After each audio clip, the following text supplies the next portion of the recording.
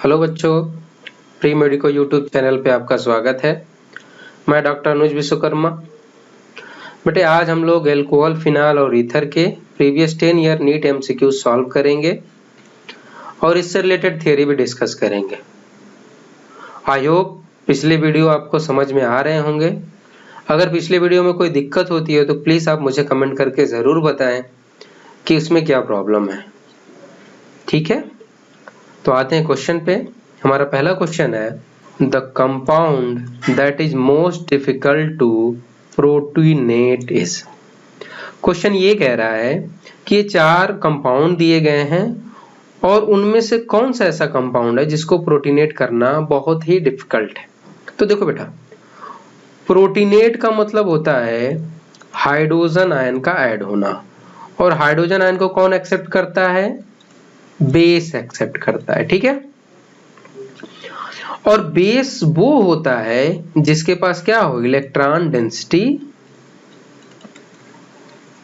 ज्यादा हो। Electron density ज्यादा होगी तो उसका बेसिक स्ट्रेंथ ज्यादा होगा, बेसिक स्ट्रेंथ ज्यादा होगा तो एच आयन को एक्सेप्ट वो आसानी से करेगा, मतलब उसका प्रोटीनेशन आसानी से होगा। तो इन चारों कंपाउंडों पे हम इलेक्ट्रॉन डेंसिटी चेक कर लेते हैं। इलेक्ट्रॉन डेंसिटी चेक करने पे जिस पे इलेक्ट्रॉन डेंसिटी कम होगी वही क्या होगा, मोस्ट डिफिकल्ट होगा उसको प्रोटीनेट करना। क्लियर? तो चलो चेक करते हैं। ये बेटा जो फिनाइल लिखा है फर्स्ट वाले ऑप्शन में, इसको मैं क्या यहाँ पे रिंग, इसका अलग से स्ट्रक्चर मैं आपको बना दूं। ये देखो, ये है आपका फिनाइल। ठीक, अब देखो इस पे क्या लोन पेयर है, लोन पेयर है। ये लोन पेयर क्या इस रिंग के कॉन्जुगेशन में है? बिल्कुल इस रिंग के कॉन्जुगेशन में है। ठीक है, जब लोन पेयर रिंग के कॉन्जुगेशन में है तो यहाँ पे जो इलेक्ट्रॉन डेंसिटी होगी वो क्या होगी, कम होगी। और जब इलेक्ट्रॉन डेंसिटी कम होगी तो इसकी बेसिक स्ट्रेंथ कम होगी, और जब बेसिक स्ट्रेंथ कम होगी तो इसको प्रोटीनेट करना आसान नहीं होगा। ठीक है, ऑप्शन ए चेक कर लिया, ऑप्शन बी चेक कर लेते हैं। इस पे देखो आप, इस पे भी लोन पेयर है। ये लोन पेयर किसी कंजुगेशन में नहीं है, इस वजह से जो भी लोन पेयर है इसकी एबिलिटी यहाँ रहने वाली है। इन देखते हैं, इन दोनों पे ऑप्शन सी देखते हैं।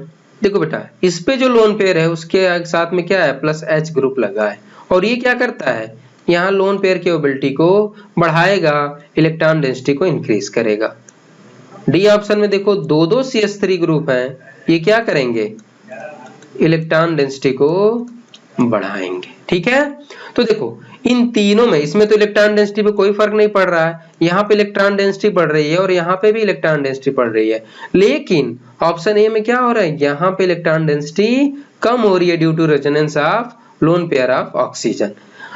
इस वजह से क्या होगा, इसका प्रोटीनेशन मुश्किल होगा। ठीक है, तो हमारा आंसर कौन सा होगा, A is the right answer. Next question,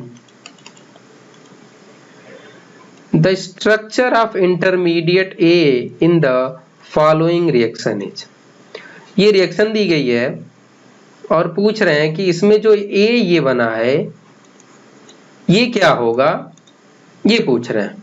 ठीक है, देखो बेटा, ये जो कंपाउंड दिख गया है आपको, इसको हम क्या कहते हैं, इसका नाम है क्यूमीन।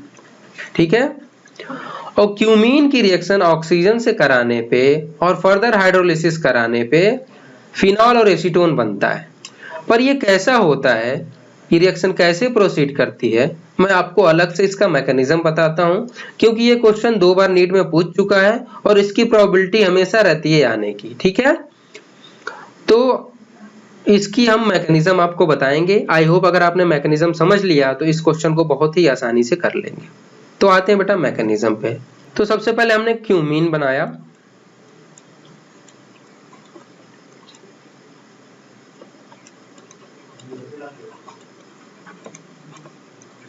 ये हो गया क्यूमीन। अब इसकी रिएक्शन किससे करा रहे हैं, ऑक्सीजन को। क्या मैं ऑक्सीजन को ऐसे लिख सकता हूं, बिल्कुल लिख सकता हूं।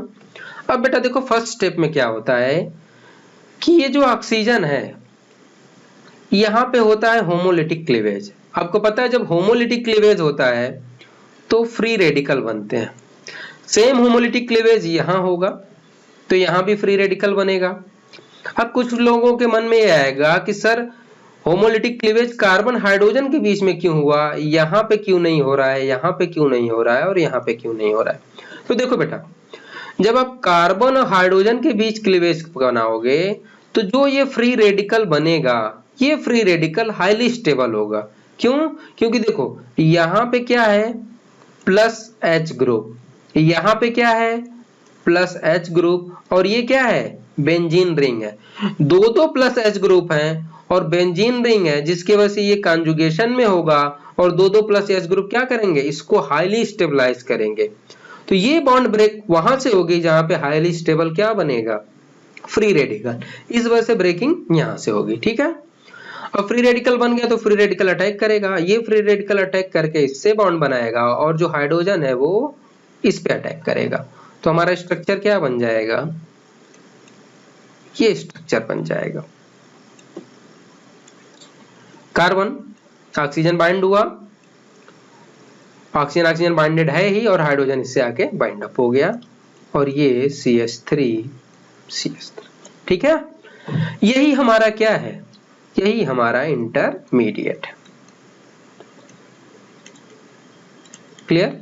इस इंटरमीडिएट का नाम हाइड्रोपरऑक्साइड है।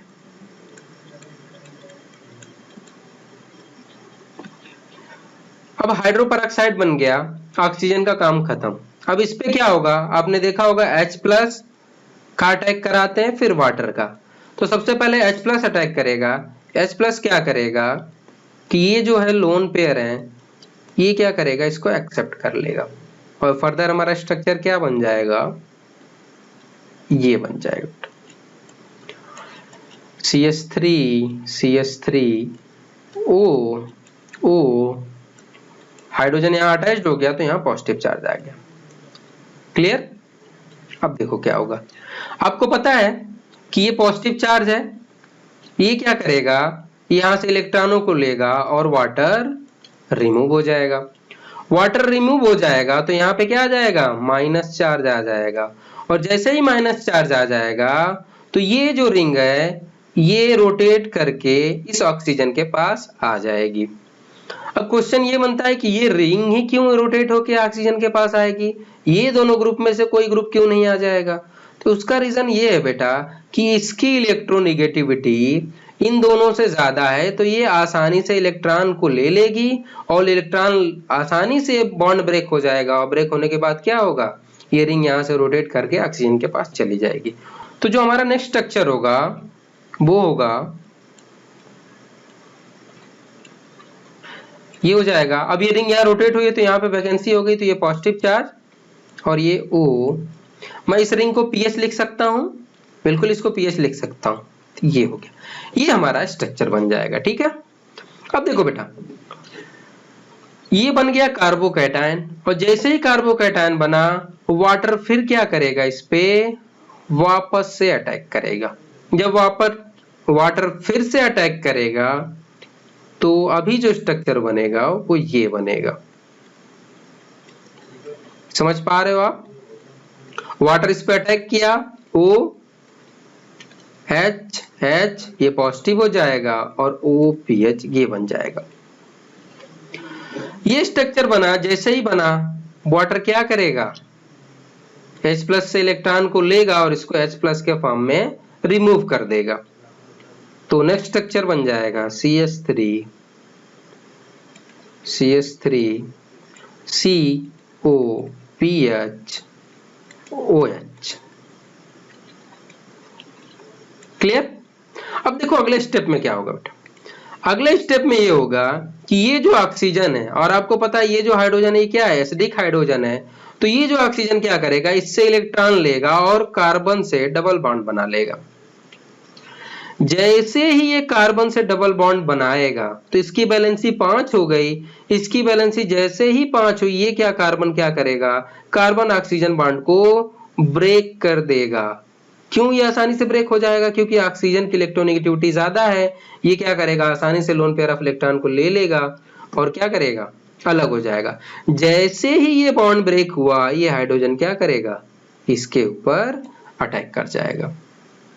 एक बार फिर से समझो आप, एसिडिक हाइड्रोजन है, इससे क्या हुआ, बॉन्ड पेयर इलेक्ट्रॉन लिया और उसने कार्बन से डबल बॉन्ड बनाया। जैसे ही कार्बन से डबल बॉन्ड बना, इसकी वैलेंसी 5 हो गई। जैसे इसकी वैलेंसी 5 हो गई, ये ऑक्सीजन क्या हुआ, बॉन्ड पेयर इलेक्ट्रॉन लेके अलग हो गया। और जैसे ही अलग हुआ, हाइड्रोजन इस पे अटैक कर दिया, तो फाइनली स्ट्रक्चर क्या बन जाएगा, फाइनली स्ट्रक्चर बन जाएगा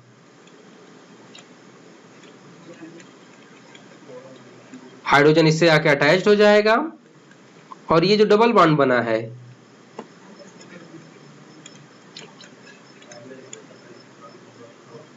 ये डबल बॉन्ड, आपको दोनों का नाम पता है, ये है आपका एसीटोन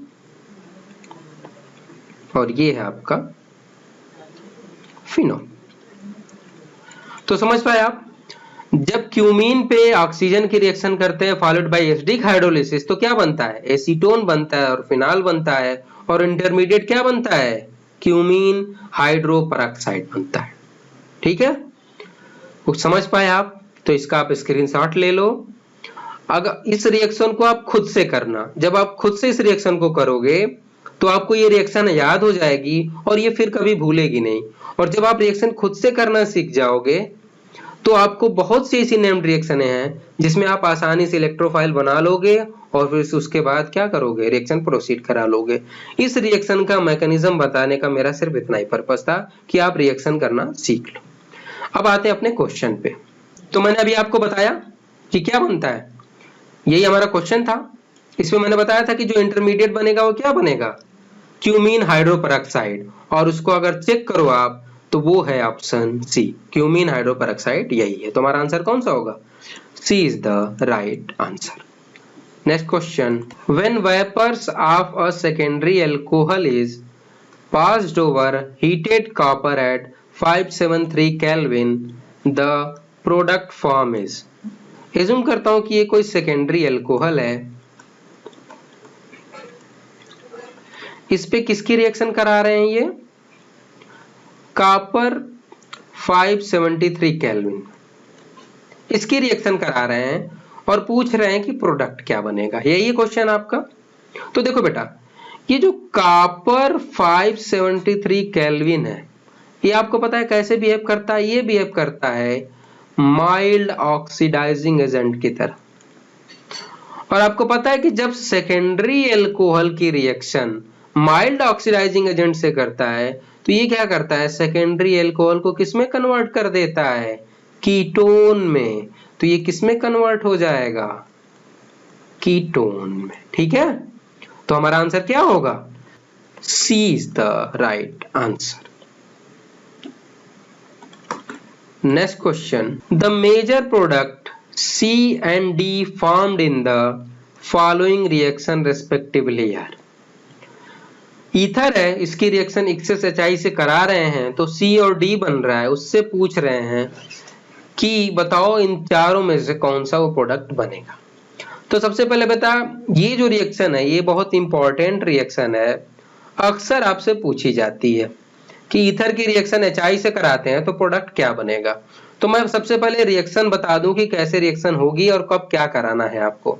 एक बार आप इस रिएक्शन को समझ जाओगे तो फिर इससे रिलेटेड कोई भी क्वेश्चन आएगा आप आसानी से कर लोगे। आगे क्वेश्चन मिलेंगे आपको इस रिएक्शन के, तो बेहतर है कि आप यहीं इसको सीख लो, फिर आगे जो भी रिएक्शन होगा हम उसको स्मूथली कर पाएंगे।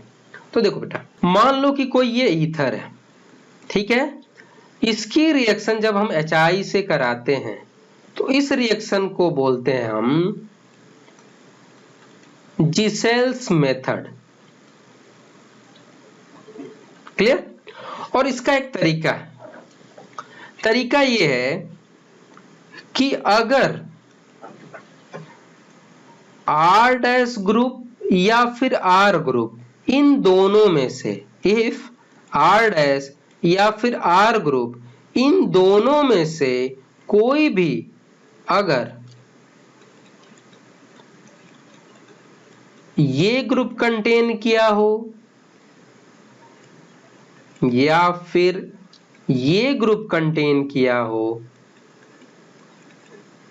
या फिर ये ग्रुप कंटेन किया हो।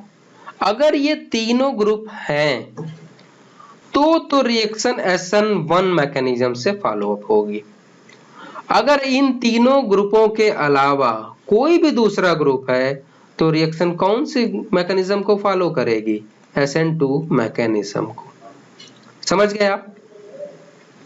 अगर R डैश या R दोनों अगर सब्स्टिट्यूटेड ग्रुप एल्किल ग्रुप में से कोई भी ग्रुप अगर इन तीनों ग्रुप को कंटेन किया है तो reaction SN1 mechanism follow up करेगी, और अगर नहीं कंटेन किया है तो reaction SN2 mechanism follow up करेगी। ठीक है।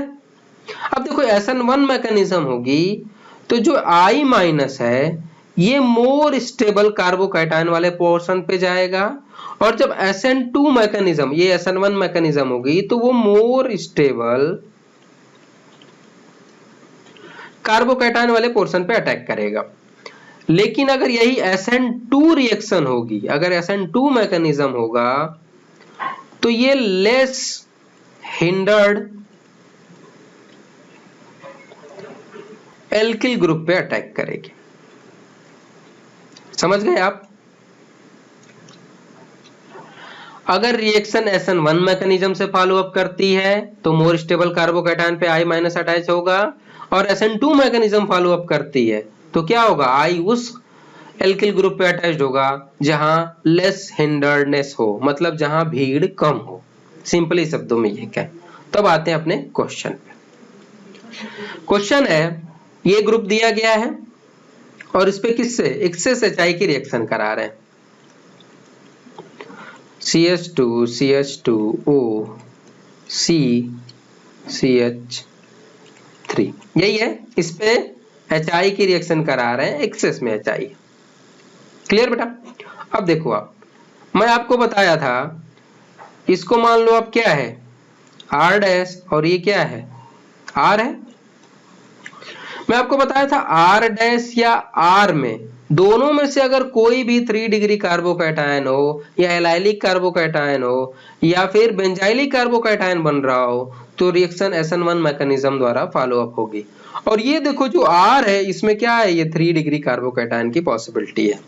जब 3 डिग्री कार्बोकैटायन की पॉसिबिलिटी है तो बेटा क्या होगा, I माइनस है वो इस वाले कार्बन पे अटैक करेगा और H इस पे जुड़ेगा, तो हमारा प्रोडक्ट क्या बनेगा, I माइनस इस पे अटैक किया और H कहां पे अटैक करेगा, इस ऑक्सीजन पे।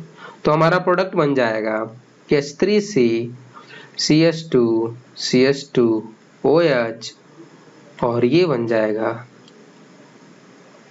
CH3 CI। ये हमारा प्रोडक्ट बन जाएगा। लेकिन ये जो कह रहे हैं कि ये जो HI है वो एक्सेस फॉर्म में है। एक्सेस का मतलब ये है कि HI अभी भी मौजूद है रिएक्शन में, तो वो क्या करेगा, वापस से इस OH पे अटैक करेगा और कौन सी रिएक्शन शो करेगा, न्यूक्लियोफिलिक सब्स्टिट्यूशन रिएक्शन, और OH ग्रुप हट जाएगा और वहां पे क्या आ जाएगा, आयोडीन आ जाएगा। तो अल्टीमेट जो प्रोडक्ट बनेगा वो हमारा ये प्रोडक्ट बनेगा। ऑप्शन चेक कर लेते हैं। ऑप्शन चेक करने पे पाएंगे कि हमारा जो ऑप्शन है, जो आंसर है वो फर्स्ट वाले से मैच कर रहा है, तो हमारा आंसर कौन सा होगा, first is the right answer. Next question, in the reaction the electrophile involved is, ये कोई रिएक्शन दी गई है और पूछ रहे हैं कि इसमें कौन सा इलेक्ट्रोफाइल इन्वॉल्व होगा। तो ये बेटा क्या है, ये है आपका फिनॉल, ये क्या है क्लोरोफॉर्म, और ये है बेस। आपको पता होगा कि जब फिनाल पे chloroform in the presence of base reaction कराते हैं तो इस रिएक्शन को हम क्या कहते हैं, रीमर टीमन रिएक्शन। ठीक है, रीमन टीमन रिएक्शन है ये। और रीमन टीमन रिएक्शन में क्या होता है, रीमन टीमन रिएक्शन में बेटा आपको पता होगा कि जो इंटरमीडिएट होता है वो होता है आपका डाइक्लोरोकार्बिन। डाइक्लोरोकार्बिन हमारा इंटरमीडिएट होता है, तो हमारा आंसर कौन सा होगा, D, dichlorocarbene is the right answer. ठीक है, ये तो हमारा आंसर हो गया बेटा, लेकिन हम चाह रहे हैं कि इस रिएक्शन को आप सीख लो। इस रिएक्शन को सीख लोगे कि ये रिएक्शन कैसे होती है तो आपके लिए बहुत आसानी होगी। तो हम इस रिएक्शन को करा रहे हैं। देखो पहले क्या होता है, फर्स्टली ये है कि फिनाल पे बेस अटैक करता है, और बेस अटैक करेगा तो वो इस प्रोटॉन को ले लेगा और यहाँ पे क्या बन जाएगा, फिनॉक्साइड आयन। ठीक, अब देखो ये जो क्लोरोफॉर्म है इस पे भी बेस अटैक करता है और क्या बना लेता है, डाइक्लोरोकार्बन, और HCl बाहर निकल जाता है। अब ये जो डाइक्लोरोकार्बन है ये किसकी तरह बिहेव करेगा, इलेक्ट्रोफाइल की तरह। और ये इलेक्ट्रोफाइल क्या करता है, इस वाले, आपको पता है इलेक्ट्रोफिलिक एडिशन रिएक्शन देगा, ये इस वाले कार्बन पे अटैक करेगा। अल्टीमेट आपका प्रोडक्ट बनता है salicyl aldehyde.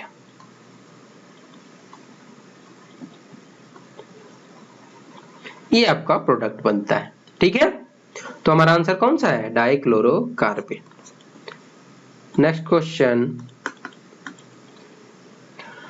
compound A(C8H10O) is found to react with NaOI produced by reacting Y with NaOH and yields a yellow precipitate with characteristic smell. A and Y are respectively. कोई compound A है, इस पे आपने किसको डाला, NaOI को डाला, तो आपका येलो प्रेसिपिटेट मिला। ठीक है, अब ये कह रहे हैं जो NaOI है ये जब NaOH पे Y की रिएक्शन कराते हैं तो ये हमें मिलता है। तो पूछ रहे हैं कि A क्या होगा और Y क्या होगा। तो देखो बेटा ये जो NaOI है ये आपको पता है क्या है, ये हैलोफॉर्म रिएजेंट है।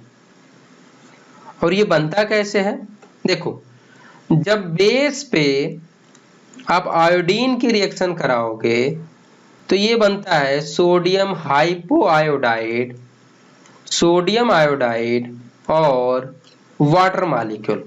ठीक है, तो इस रिएक्शन से आपको पता चल गया होगा कि जो Y है ये क्या है, आयोडीन। हमें आयोडीन तो पता चल गया कि ये Y आयोडीन है। अब बताओ आपको, आप सभी को पता होगा कि जो हैलोफॉर्म रिएक्शन देता है उस कंपाउंड में ये ग्रुप होना मस्ट है।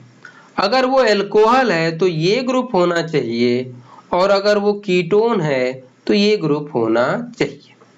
ये दोनों ग्रुप अगर कंपाउंड में मौजूद हैं तो रिएक्शन हैलोफॉर्म होगा, देगा कंपाउंड, अगर नहीं प्रेजेंट है तो नहीं देगा। अगर येलो प्रेसिपिटेट रिएक्शन में बन रहा है इसका मतलब जो A है ये हैलोफॉर्म रिएक्शन दे रहा है, और अगर ये हैलोफॉर्म रिएक्शन दे रहा है तो ये ग्रुप उसमें प्रेजेंट होगा। तो चेक करते हैं ऑप्शन में, ये ग्रुप जिसमें प्रेजेंट होगा वो हैलोफॉर्म रिएक्शन देगा, और Y तो आपको पता चल गया है कि आयोडीन है। तो चारों ऑप्शन अगर आप चेक करो तो Y तो आयोडीन दिया गया है। अब वो A क्या होगा, तो देखो बेटा ये ग्रुप अगर आप देखोगे तो ये ग्रुप इसमें नहीं मैच कर रहा है तो ये नहीं है, इसमें मैच नहीं कर रहा है तो ये नहीं है, लेकिन यहाँ देखो ये ग्रुप मैच कर रहा है, और अगर ये ग्रुप मैच कर रहा है तो ये रिएक्शन देगा, येलो प्रेसिपिटेट बनाएगा। तो हमारा आंसर कौन सा होगा, C is the right answer. Option D भी चेक करो, देखो इसमें कोई ग्रुप नहीं है इसलिए ये भी नहीं देगा। क्लियर। नेक्स्ट क्वेश्चन पे आते हैं। नेक्स्ट क्वेश्चन है, identify major product PQR in the following sequence of reaction. ये रिएक्शन दी गई है और इसमें पूछ रहे हैं PQR क्या होंगे। तो बेटा अगर ये वाला रिएक्शन का पार्ट देखो आप, तो ये कौन सी रिएक्शन है, ये रिएक्शन है आपकी फ्रीडल क्राफ्ट एल्काइलेशन। ठीक है, और ये रिएक्शन कैसे होती है, देखो बेंजीन है, इस पे इसकी रिएक्शन कराएंगे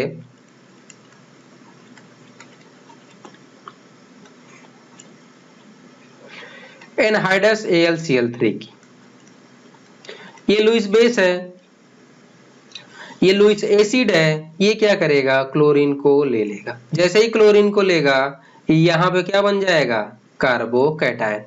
और जैसे ही ये कार्बोकैटायन बनेगा, ये पता है आपको क्या करेगा, रीअरेंजमेंट करेगा और रीअरेंज होके क्या बना लेगा, 2 डिग्री कार्बोकैटायन। और रीअरेंज करने के लिए क्या करेगा, ये इस हाइड्रोजन को यहाँ शिफ्ट करेगा। तो इसमें क्या होगा, 1,2 हाइड्राइड शिफ्ट, यहाँ हाइड्राइड शिफ्ट होगा और जो 1 डिग्री कार्बोकैटायन है वो 2 डिग्री कार्बोकैटायन में कन्वर्ट हो जाएगा। तो ये आपका स्टेबल कार्बोकैटायन बन गया। अब ये जो कार्बोकैटायन है वो इस बेंजीन रिंग पे अटैक करेगा और हमारा कंपाउंड ये बन जाएगा।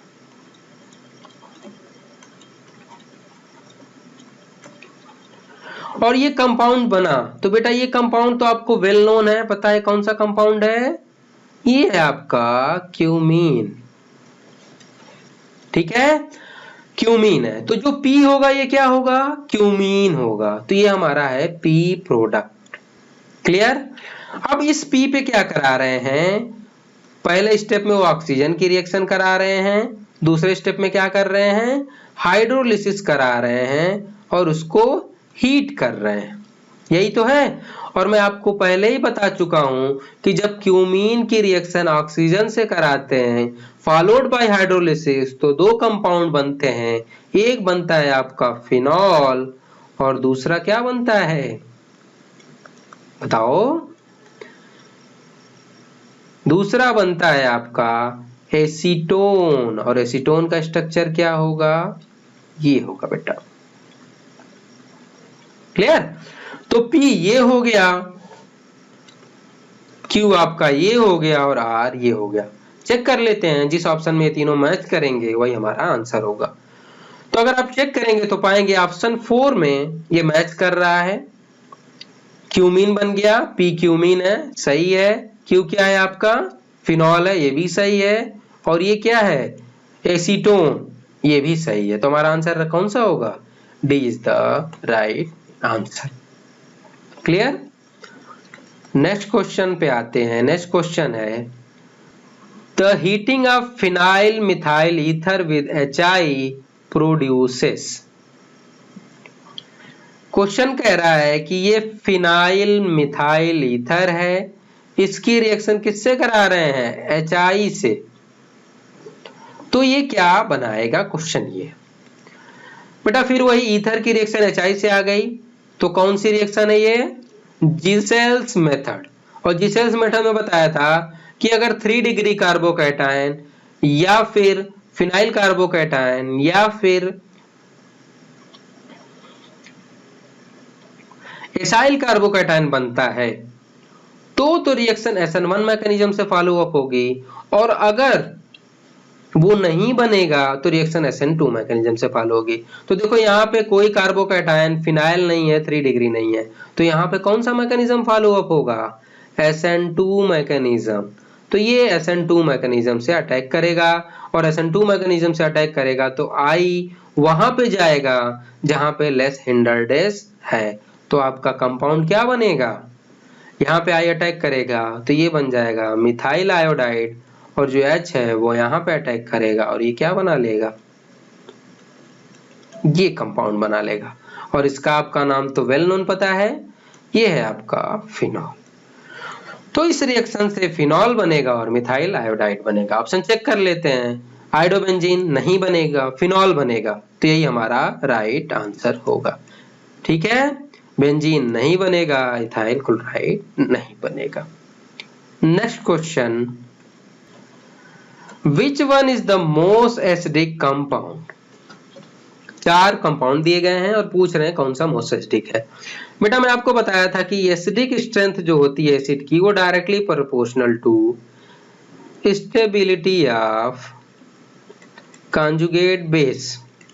कॉन्जुगेट बेस की स्टेबिलिटी पे डिपेंड करेगा, और ये जो कॉन्जुगेट बेस की स्टेबिलिटी होती है directly proportional to -R -H -I and inversely proportional to +R plus H plus I। Clear? तो सबसे पहले क्या कर लेते हैं, इन सभी का कॉन्जुगेट बेस बना लेते हैं और जो मोर स्टेबल कॉन्जुगेट बेस होगा उसकी स्ट्रेंथ क्या होगी, सबसे ज्यादा होगी। तो इसका कॉन्जुगेट बेस ये बनेगा, इसका कॉन्जुगेट बेस ये बनेगा, इसका कॉन्जुगेट बेस ये बनेगा और इसका कॉन्जुगेट बेस ये बनेगा। अब चेक करते हैं, यहां पे चेक करेंगे बेटा, तो देखो यहां पे कोई ग्रुप नहीं लगा है, ठीक है। बी वाले में आते हैं, ये क्या है आपका माइनस आर ग्रुप है। माइनस आर ग्रुप क्या करता है, कॉन्जुगेट बेस की स्टेबिलिटी को बढ़ाता है, तो ये इसकी स्टेबिलिटी को बढ़ाएगा। सी ऑप्शन चेक करते हैं, यहां देखो ये ग्रुप भी क्या है माइनस आर, ये ग्रुप भी क्या है माइनस आर और ये ग्रुप भी क्या है माइनस आर। तीन माइनस आर ग्रुप है, ये इसकी स्टेबिलिटी को बहुत ज्यादा बढ़ाएंगे। क्लियर? ऑप्शन डी में चेक करते हैं, ऑप्शन डी चेक करेंगे तो देखो ये कौन सा ग्रुप है, प्लस एच ग्रुप, और प्लस एच ग्रुप क्या करता है, कॉन्जुगेट बेस की स्टेबिलिटी को डिक्रीज करता है। तो इन चारों ऑप्शनों में से आप देखो तो सबसे ज्यादा मोस्ट स्टेबल कौन है, ये मोस्ट स्टेबल है, और अगर ये मोस्ट स्टेबल है तो ये क्या होगा, मोर एसिडिक होगा। तो हमारा आंसर कौन सा होगा, C is the right answer. Next question is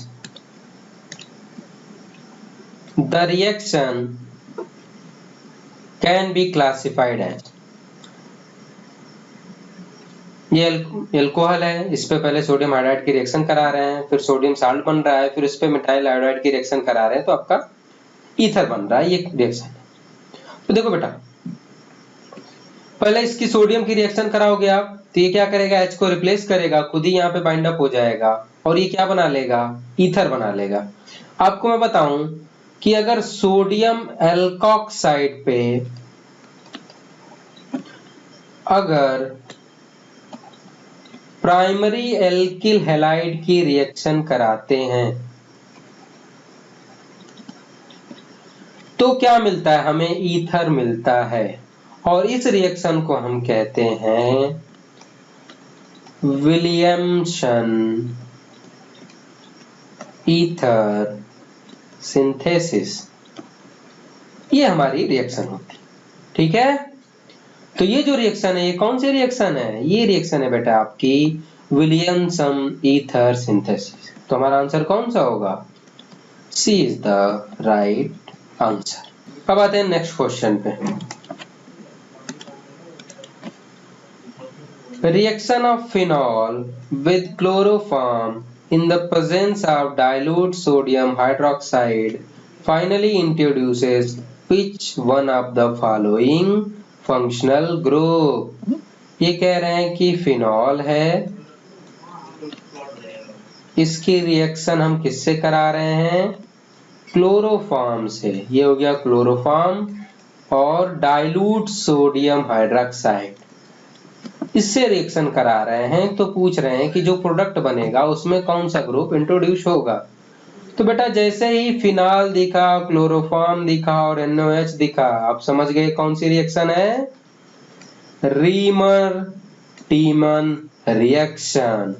और ये जब रीमन टीमन रिएक्शन है तो आपको पता है इसमें प्रोडक्ट क्या बनता है, सैलिसिल एल्डिहाइड, और ये होता है उसका स्ट्रक्चर, ये है आपका सैलिसिल एल्डिहाइड। ये क्वेश्चन हम पहले भी कर चुके हैं। तो प्रोडक्ट में फाइनली कौन सा ग्रुप इंट्रोड्यूस हुआ, ये ग्रुप इंट्रोड्यूस हुआ। तो हमारा आंसर कौन सा होगा, एल्डिहाइडिक ग्रुप फाइनली फिनॉल के साथ अटैच्ड हुआ है। तो answer is C. Next question,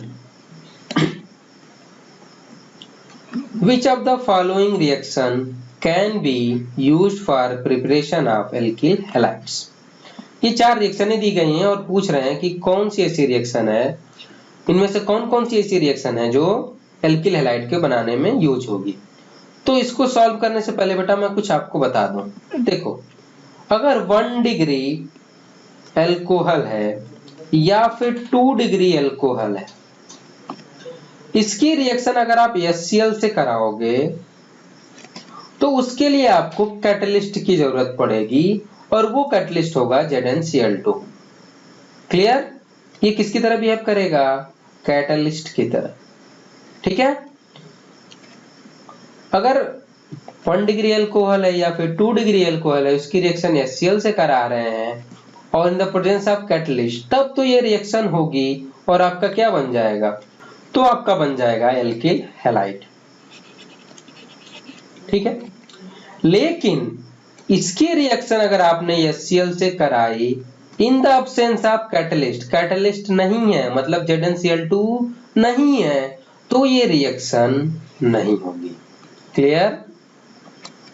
दूसरा पॉइंट, अगर 3 डिग्री अल्कोहल है, इसकी रिएक्शन आप अगर HCl से कराते हैं तो इसको कैटलिस्ट की जरूरत नहीं है। अगर आप कैटलिस्ट लेते हैं तो भी रिएक्शन होने वाली है, अगर आप कैटलिस्ट नहीं लेंगे तो भी रिएक्शन होगी।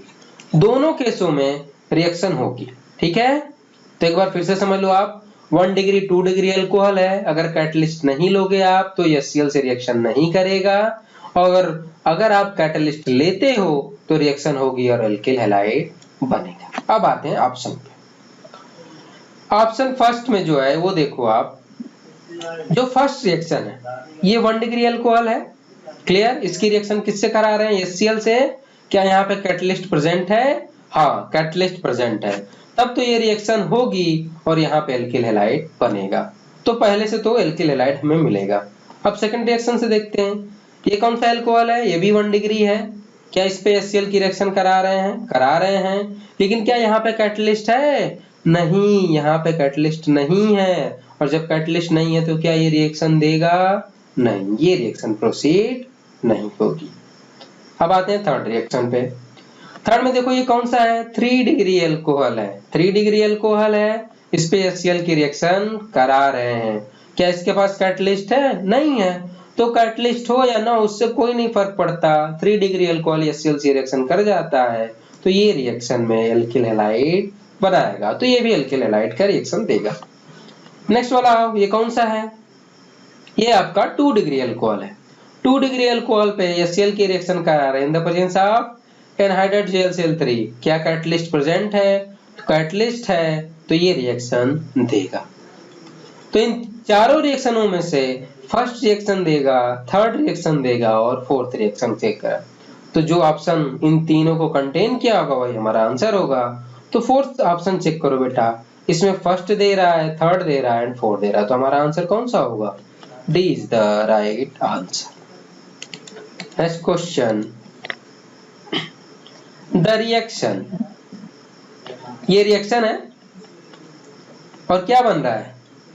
ये ईथर बन रहा है, और ये क्या है बेटा? ये है आपका एल्कोक्साइड आयन, सोडियम एल्कोक्साइड है ये। इसकी रिएक्शन किससे करा रहे हैं? 1 डिग्री एल्किल हैलाइड से। तो क्या बन रहा है? ईथर बन रहा है। और मैं पहले ही बताया हूं आपको कि सोडियम एल्कोक्साइड की रिएक्शन अगर 1 डिग्री एल्किल हैलाइड से कराएंगे तो ईथर बनेगा। तो ये कौन सी रिएक्शन होगी? Williamson ether synthesis. तो ऑप्शन चेक करो, तो C is the right answer. अब आते हैं नेक्स्ट क्वेश्चन पे।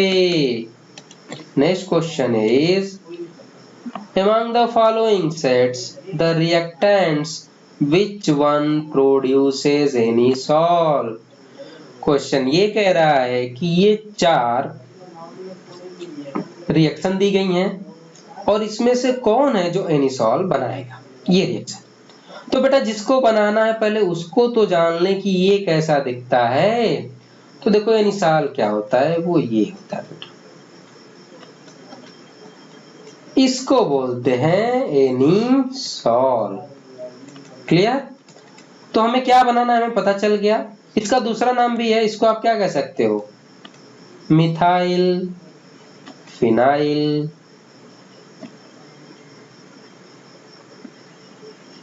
ईथर। ठीक, इसको बनाना है। अब इस कंपाउंड में क्या है? ये बेंजीन रिंग है। ठीक है, अब ए वाले ऑप्शन के देखो आप, इसमें क्या है? कोई भी बेंजीन रिंग दिख रहा है ना, रिएक्टेंट में है और ना ही सबस्ट्रेट में है, दोनों में नहीं है। तो क्या ये रिएक्शन में एनिसॉल बनेगा? नहीं। तो फर्स्ट रिएक्शन में तो एनिसॉल नहीं बनेगा। अब इन दोनों तीनों रिएक्शनों को देखते हैं, उसके बाद बताते हैं, क्योंकि सब में क्या है, बेंजीन रिंग है। तो बी वाली रिएक्शन कराते हैं। बी वाली रिएक्शन यहां करते हैं। ये क्या हो गया, फिनॉल। इसकी रिएक्शन किससे कराओगे पहले आप, NaOH से। जब NaOH से रिएक्शन कराओगे तो H रिप्लेस हो जाएगा, सोडियम इससे क्या बना लेगा, सोडियम फिनॉक्साइड आयन। ये हो गया, ये कंपाउंड बन गया। अब इससे फर्दर किसकी रिएक्शन होगी, मिथाइल आयोडाइड की। आपको पता है बेटा कि ये क्या होगा, प्लस होगा, ये निगेटिव होगा, ये क्या करेगा, इस पे अटैक करेगा और हमारा स्ट्रक्चर क्या बन जाएगा, ये बन जाएगा। और इसके बनते ही आपको समझ में हो गया कि ये क्या बन गया, ये हमारा एनिसॉल बन गया। और यही तो हमें बनाना था। और एक चीज और रिमाइंड कर दूं, ये रिएक्शन कौन सी है, विलियमसन ईथर सिंथेसिस। ठीक है, वही तो रिएक्शन है। तो हमारा आंसर कौन सा होगा, B is the right answer. पर बेटा ये दोनों रिएक्शन भी हम बता देते हैं और ए वाली भी रिएक्शन बता देते हैं कि क्या होगा। आंसर समझ गए आप। चल अब नेक्स्ट क्वेश्चन में मैं इन तीनों रिएक्शनों को बता देता हूं। रिएक्शन है, देखो ये क्या है, एल्डिहाइड है। इस पे जब आप ग्रिग्नार्ड रिएजेंट की रिएक्शन कराओगे तो ये क्या करता है, R माइनस यहाँ पे इंट्रोड्यूस हो जाएगा, ये बॉन्ड यहाँ रोटेट होगा, ये माइनस हो जाएगा और MgX क्या करेगा, यहाँ पे अटैक करेगा। तो स्ट्रक्चर क्या बन जाएगा, ये स्ट्रक्चर बन जाएगा O MgX और यहाँ पे क्या हो जाएगा, R इंट्रोड्यूस हो जाएगा। तो फर्स्ट रिएक्शन में ये कंपाउंड बनेगा। बी वाला बता ही दिया हूं मैं आपको। अब सी बताते हैं। फिनॉल के रिएक्शन किससे करा रहे हैं, FeCl3 न्यूट्रल से। ठीक है, इससे रिएक्शन करा रहे हैं। तो देखो बेटा इसमें क्या होता है, इसके 6 मॉलिक्यूल यूज हो देते हैं और हमें क्या बनता है, वायलेट कलर का कॉम्प्लेक्स बनता है और उसका स्ट्रक्चर ये होता है।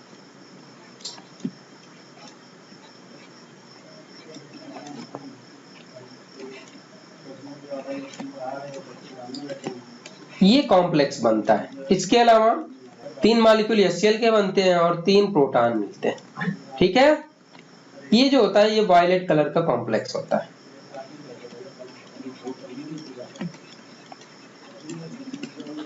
इसको रिमाइंड कर लो आप, इसके मैकेनिज्म की कोई जरूरत नहीं है आपको। ठीक है, अब आते हैं डी रिएक्शन देखते हैं। डी में देखो ये है आपका टॉल्यूइन। इस पे रिएक्शन किसकी करा रहे हैं, CH3 double bond O Cl की in the presence of AlCl3। और जैसे ही ये रिएजेंट दिखा और ये सबस्ट्रेट दिखा, आपको समझ में आ गया होगा कि ये कौन सी रिएक्शन है, ये है फ्रीडल क्राफ्ट एसाइलेशन। इसमें क्या होगा, ये जो AlCl3 है इसको क्या करेगा, क्लोरीन को ले लेगा, एसाइलियम आयन बनेगा। ये एसाइलियम आयन क्या करेगा, इस टॉल्यूइन पे अटैक करेगा। और ये कहां अटैक करेगा, वो इस पे डिपेंड करेगा। आपको पता है क्या, CH3 क्या है, प्लस H ग्रुप है और प्लस H ग्रुप क्या होते हैं, आर्थो पैरा डायरेक्टिंग।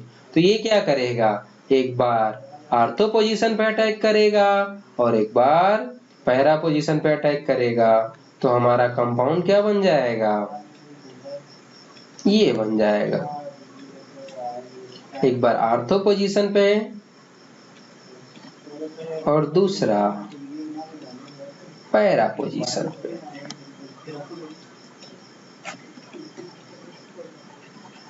ये हमारा कंपाउंड बनता है। आई होप बच्चों समझ में आ गया होगा। मैंने चारों रिएक्शन करा के दिखा दी हैं, पर इस मेरे रिएक्शन में आपका आंसर कौन सा था, बी था। ठीक है, next question, which of the following will not be soluble in sodium hydrogen carbonate। 4 compound दिए गए हैं और पूछ रहे हैं कि कौन सा सोडियम हाइड्रोजन कार्बोनेट में सॉल्युबल नहीं है। यह सॉल्युबिलिटी इन द सेंस है कि कौन रिएक्शन नहीं कर रहा है, क्योंकि अगर रिएक्शन नहीं करेगा तभी तो सॉल्युबिलिटी नहीं होगी। तो क्या करते हैं, हम तीनों को चेक करते हैं। इसको चेक करने का आसान तरीका ये है बेटा, सबसे पहले आप सोडियम बाइकार्बोनेट को बना लो। सोडियम बाइकार्बोनेट बन गया। अब इस जिस एसिड से ये मिलके बना है आपको उस एसिड को बना लो। तो किस एसिड से बना है आपको पता है, ये कार्बोनिक एसिड से बना है। अब ये हो गया कार्बोनिक एसिड, ठीक है, इतना आपने काम कर लिया। अब देखो, अगर देखो स्ट्रॉन्ग एसिड की रिएक्शन वीक एसिड से की जाए तो रिएक्शन होती है, प्रोसीड होती है, रिएक्शन हो जाएगी। लेकिन अगर वीक एसिड की रिएक्शन स्ट्रॉन्ग एसिड से कराएं तो ये रिएक्शन नहीं होती है। मतलब स्ट्रॉन्ग एसिड होगा वो वीक एसिड से रिएक्शन करके उसको साल्ट को डिप्लेस कर देगा, लेकिन वीक एसिड स्ट्रॉन्ग एसिड से रिएक्शन नहीं कर सकता। तो सेम लॉजिक यहां भी लगाते हैं। कार्बोनिक एसिड आपको पता है कि ऑर्गेनिक एसिड है। इन चारों एसिडों में से चेक कर लेते हैं, जो एसिड इससे वीक होगा उसी के साथ ये सॉल्युबल नहीं होगा और रिएक्शन नहीं देगा, ठीक है। 2,4,6 ट्राइनाइट्रोफिनॉल, बेटा इसको हम पिक्रिक एसिड भी कहते हैं। और आपको पता है पिक्रिक एसिड क्या होता है, मोर एसिडिक होता है, इवन कार्बोक्सिलिक एसिड से भी ज्यादा एसिडिक होता है। तो ये तो इससे ज्यादा एसिडिक है, मतलब इसके कंपेयर में स्ट्रॉन्ग एसिड है, तो ये क्या करेगा, इससे रिएक्शन करेगा। बात करते हैं बेंजोइक एसिड की, ये भी कार्बोनिक एसिड के कंपेयर में स्ट्रॉन्ग एसिड है, तो इससे भी रिएक्शन होगी। आर्थोनाइट्रोफिनॉल, आर्थोनाइट्रोफिनॉल वीक एसिड है as compared to carbonic acid, और जब इसके कंपेयर में वीक एसिड है तो ये रिएक्शन नहीं होगी, और जब ये रिएक्शन नहीं होगी तो आर्थोनाइट्रोफिनॉल सोडियम हाइड्रोजन कार्बोनेट में सॉल्युबल नहीं होगा। तो हमारा आंसर होगा C is the right answer. Benzene sulphonic acid की बात करते हैं, बेटा ये भी क्या होगा, स्ट्रॉन्ग एसिड होगा, ये इससे सॉल्युबल हो जाएगा। तो हमारा आंसर कौन सा होगा, सी आर्थोनाइट्रोफिनॉल, ठीक है। Next question, among the following ethers which one will produce methyl alcohol treatment with hot concentrated HI। फिर वही रिएक्शन बता, सबकी HI की रिएक्शन करा रहे हैं। अब आप बताओ इस पे HI की रिएक्शन कराएंगे, कौन सा मैकेनिज्म फॉलो होगा। देखो ये ग्रुप मिला, 3 डिग्री ग्रुप मिला, 3 डिग्री ग्रुप मिला मतलब SN1 मैकेनिज्म, SN1 मैकेनिज्म होगा तो क्या होगा, I मोर स्टेबल कार्बोकैटायन पे जाएगी, मतलब यहाँ पे, और H यहाँ पे अटैच होगा, तो हमारा कंपाउंड क्या बन जाएगा, ये बन जाएगा। यहाँ कराते हैं, यहाँ पे क्या होगा, मैं डायरेक्ट कंपाउंड बना दे रहा हूँ बेटा, सबको आपको पता ही है। यहाँ कौन सा मैकेनिज्म फॉलो होगा, SN2 मैकेनिज्म, तो यहाँ पे क्या हो जाएगा, I ऐड हो जाएगा और यहाँ पे H। सेम यहाँ भी I ऐड हो जाएगा, यहाँ H, यहाँ पे भी I ऐड हो जाएगा और यहाँ पे H। अब क्वेश्चन में क्या पूछ रहा है, मिथाइल एल्कोहल किससे बनेगा, तो देखो कौन सी रिएक्शन मिथाइल एल्कोहल बन रहा है, यहाँ तो मिथाइल आयोडाइड बन रहा है तीनों में। फर्स्ट वाले ऑप्शन में मिथाइल एल्कोहल बन रहा है, तो हमारा आंसर कौन होगा, A is the right answer. अगले क्वेश्चन पे आते हैं, number of isomeric alcohols of molecular formula C6H14O which give positive iodoform test is। Question ये कह रहा है कि 6 कार्बन कंटेनिंग एल्कोहल है, तो इसके कितने आइसोमर होंगे जो आयोडोफॉर्म टेस्ट देंगे। तो देखो बेटा, आयोडोफॉर्म टेस्ट देने के लिए आपको पता है कि एल्कोहल में ये ग्रुप होना मस्ट है। अगर ये ग्रुप प्रेजेंट है तो वो एल्कोहल आयोडोफॉर्म टेस्ट देगा, वरना नहीं देगा। तो ये ग्रुप हमारा फिक्स हो गया, तो इस ग्रुप को फिक्स कर लेते हैं, बाकी कार्बन को सेटिस्फाई करके उनका आइसोमर बना लेंगे, जितने आइसोमर होंगे उतने आइसोमर आयोडोफॉर्म टेस्ट देंगे। क्लियर? तो फर्स्ट ये हो गया, 2 कार्बन हो गया, बाकी कार्बन को भी बैलेंस कर लेते हैं। CH2 CH2 CH2 कितने हो गए? 5 कार्बन, ये CH3। एक तो आइसोमर ये हो गया कि ये आपका आइडोफॉर्म टेस्ट देगा। दूसरा बनाते हैं, आपको पता है ये ग्रुप फिक्स ही रहेगा। अब क्या करते हैं, इस वाले ग्रुप को ब्रेक करते हैं और इस वाले कार्बन पे लगा देते हैं। ठीक, ये अलग स्ट्रक्चर बन गया। तो दूसरा स्ट्रक्चर ये हो गया, ये भी क्या करेगा? आपका आइडोफॉर्म टेस्ट देगा। तीसरा बनाते हैं,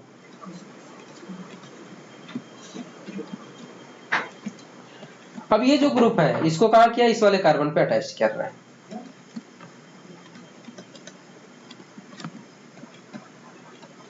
ये भी आइडोफॉर्म टेस्ट देगा। तीसरा आइसोमर हमारा ये हो गया। फोर्थ आइसोमर क्या करते हैं? फोर्थ आइसोमर में करें कि ये जो ग्रुप है इसको भी यहां मूव करा देते हैं।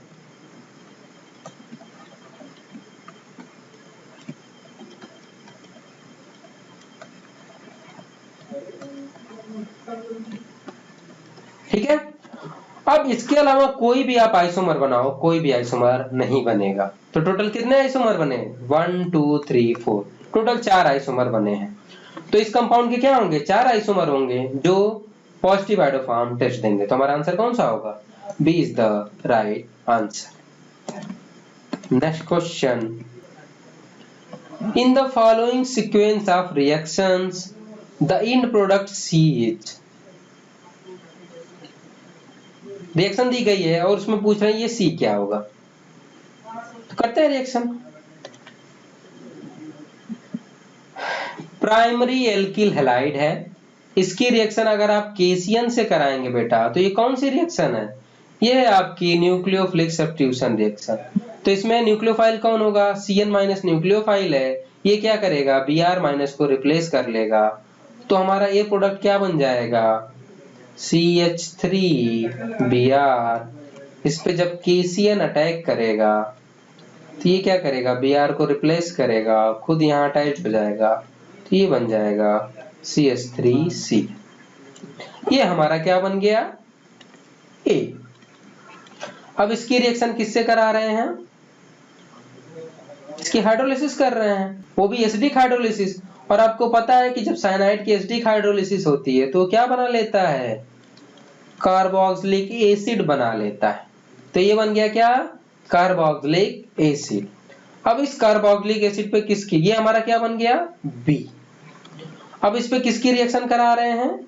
ये रिएक्शन करा रहे हैं लिथियम एल्युमिनियम हाइड्राइड की in the presence of ether. और आपको पता है कि लिथियम एल्युमिनियम हाइड्राइड जो होता है ये क्या करता है? रिड्यूसिंग एजेंट की तरह बिहेव करता है।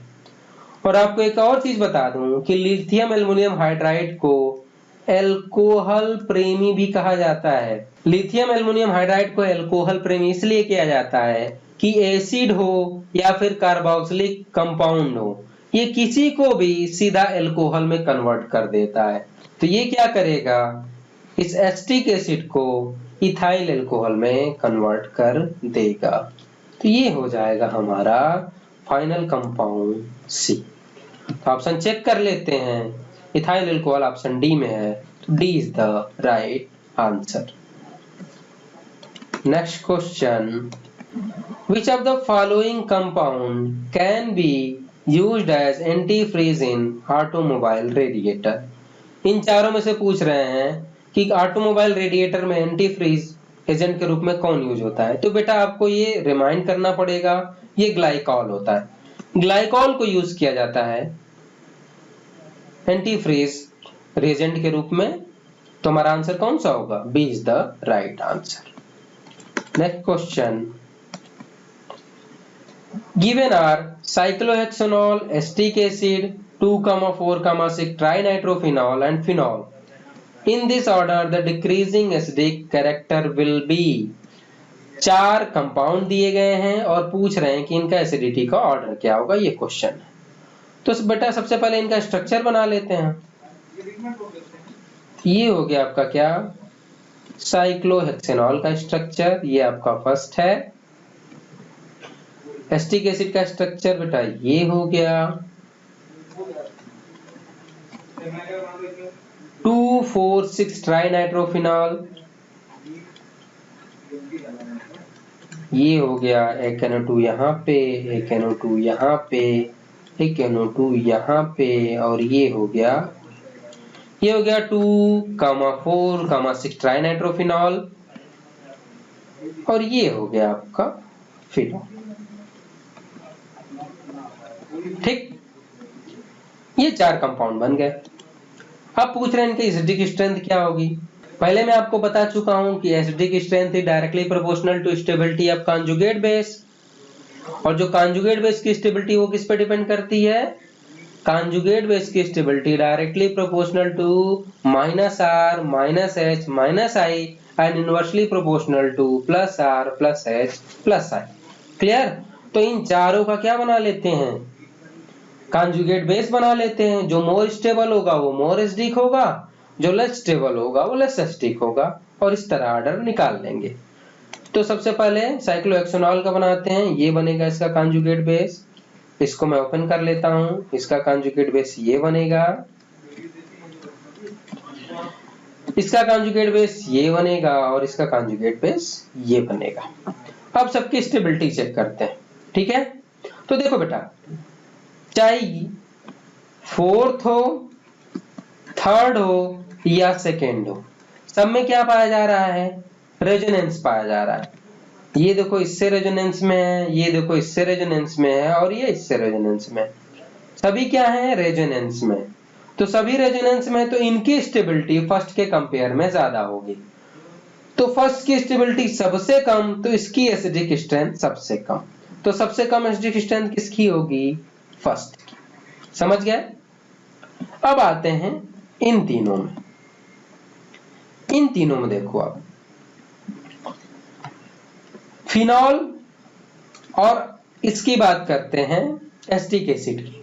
देखो रेजोनेंस इसमें भी है, रेजोनेंस इसमें भी है, इन दोनों में रेजोनेंस है। लेकिन जो ये रेजोनेंस है, इसमें जो ऑक्सीजन है रेजोनेंस होकर किस पे, वापस ऑक्सीजन पे जा रहा है।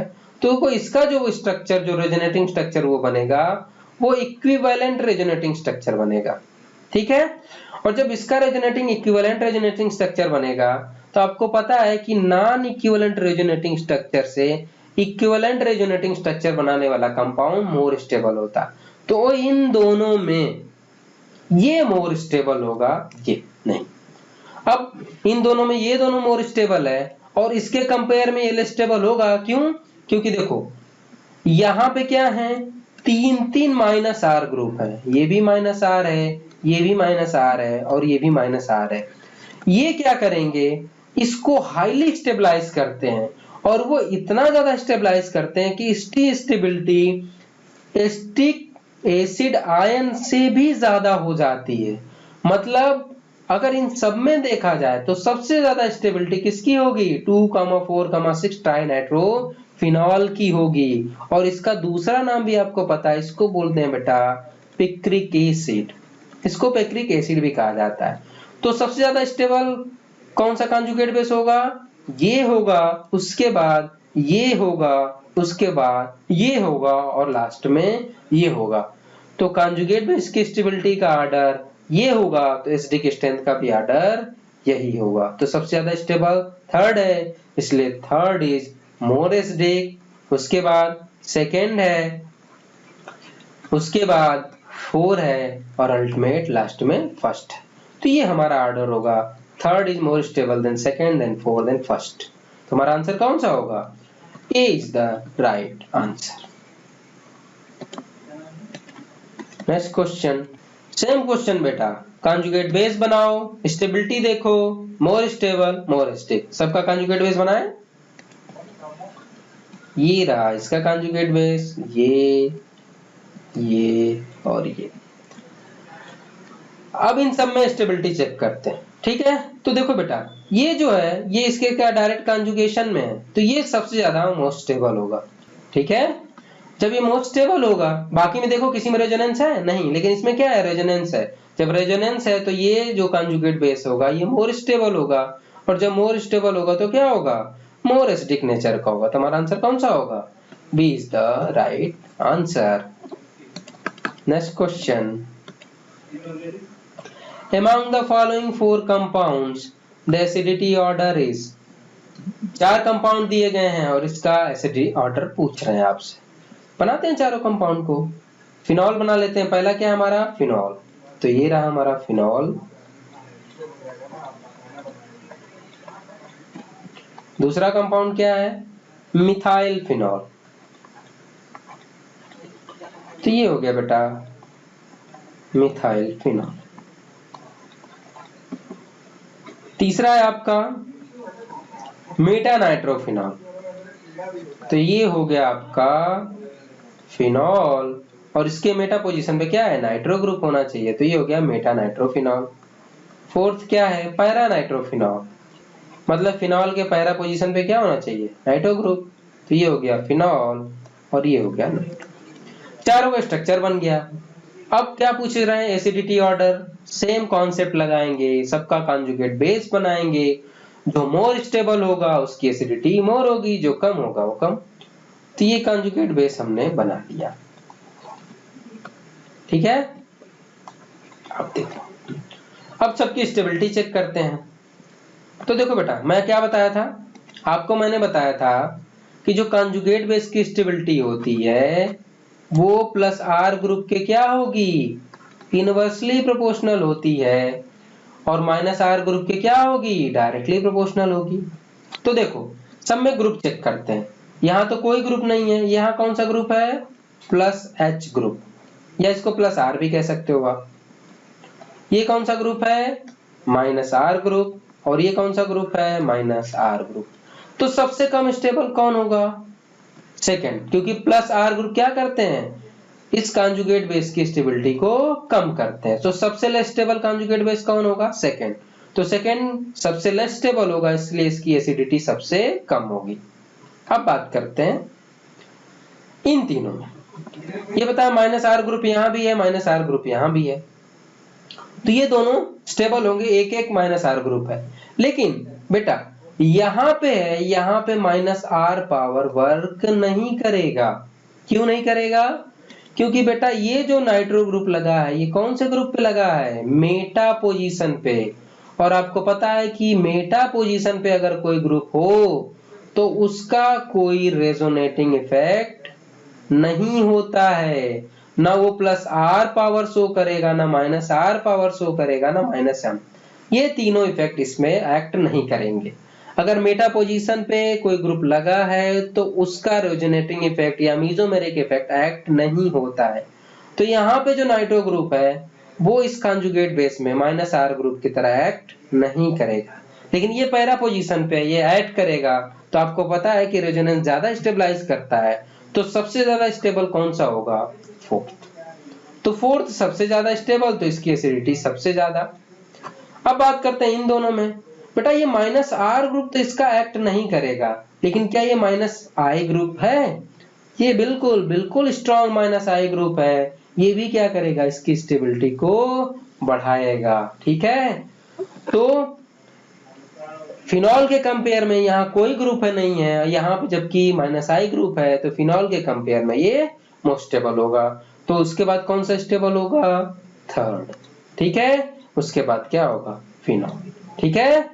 तो हमारा एसिडिक ऑर्डर क्या होगा? सबसे ज्यादा होगा हमारा पैरानाइट्रोफिनॉल, फिर मेटानाइट्रोफिनॉल, फिर फिनॉल और फिर बाद में क्या होगा? Methyl phenol. तो हमारा ऑर्डर होगा 4 3 फर्स्ट सेकंड। ऑप्शन चेक कर लो। तो answer A is the right option. Next question, when glycerol is treated with excess of HI it produces. कह रहे हैं ग्लिसरॉल पे एक्सेस ऑफ HI की रिएक्शन करा रहे हैं तो क्या प्रोड्यूस होगा, ये क्वेश्चन है। तो बनाते हैं क्वेश्चन।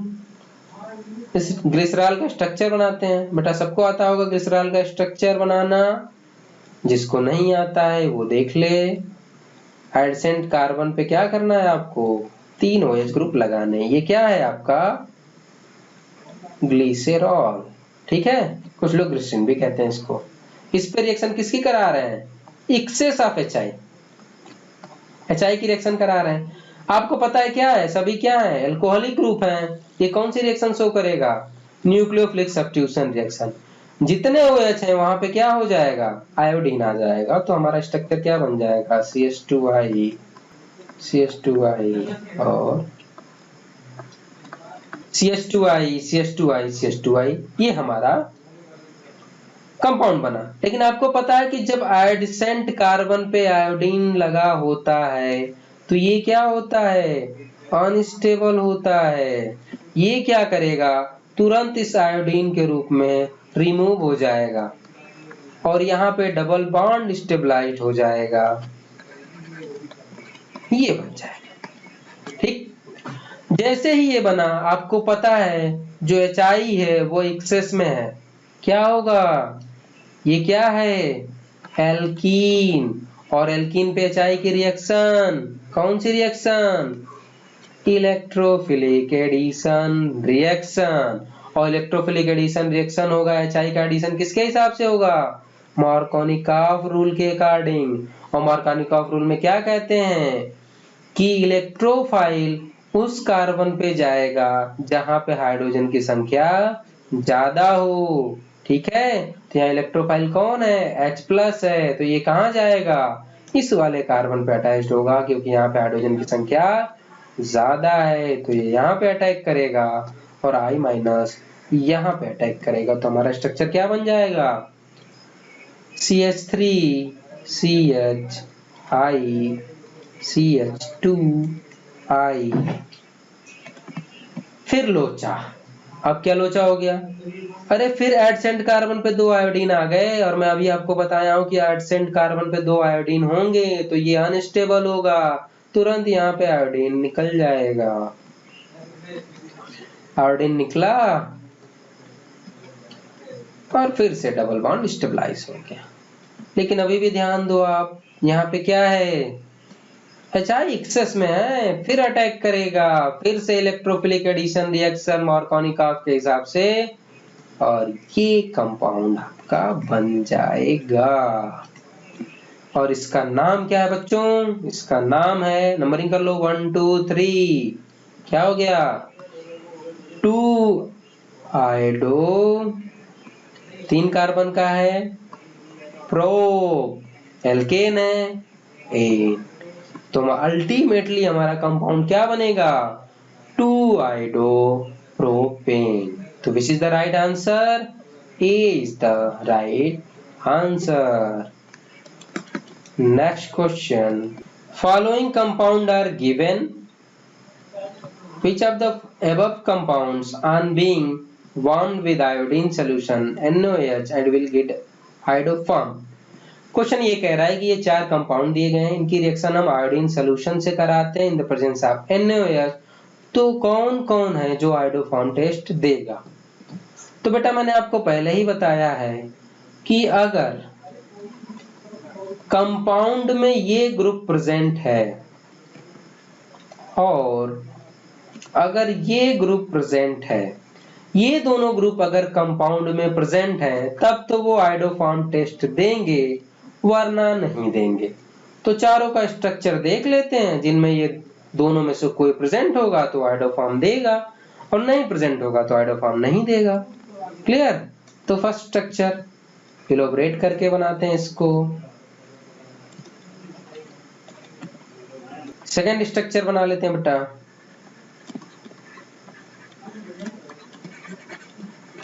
थर्ड भी बना लेते हैं,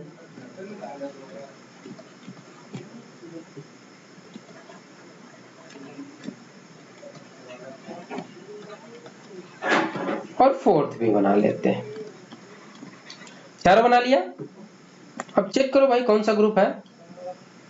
देखो क्या ये ग्रुप है, इसमें बिल्कुल ये ग्रुप मैच कर रहा है तो ये आयोडोफॉर्म टेस्ट देगा, फर्स्ट देगा। सेकंड में देखते हैं, ये ग्रुप इससे मैच कर रहा है, बिल्कुल ये ग्रुप है तो ये भी आयोडोफॉर्म टेस्ट देगा। इसमें चेक करते हैं, ये ग्रुप क्या इससे मैच कर रहा है, बिल्कुल मैच कर रहा है तो ये भी आयोडोफॉर्म टेस्ट देगा। अब बात करते हैं इसमें, इसमें तो कोई ऐसा ग्रुप नहीं है, जब ऐसा ग्रुप नहीं है तो ये आयोडोफॉर्म टेस्ट नहीं देगा। तो कौन कौन है जो आयोडोफॉर्म टेस्ट देंगे, फर्स्ट देगा, सेकंड देगा, थर्ड देगा। तुम्हारा आंसर कौन सा होगा, C, first second and third hydroform test देंगे। तो C is the right answer. Next question, match the compound given in list first with their characteristic reaction given in list second. 4 list दी गई है और उसके करस्पॉन्डिंग रिएक्शन आपको बतानी है। ठीक है बेटा, तो देखो जो ए है मैं ए लिख दे रहा हूं यहाँ पे। अब ये जो ए है ये आपको पता है क्या है, प्राइमरी एमीन है ना। ये क्या है आपका, प्राइमरी एमीन है।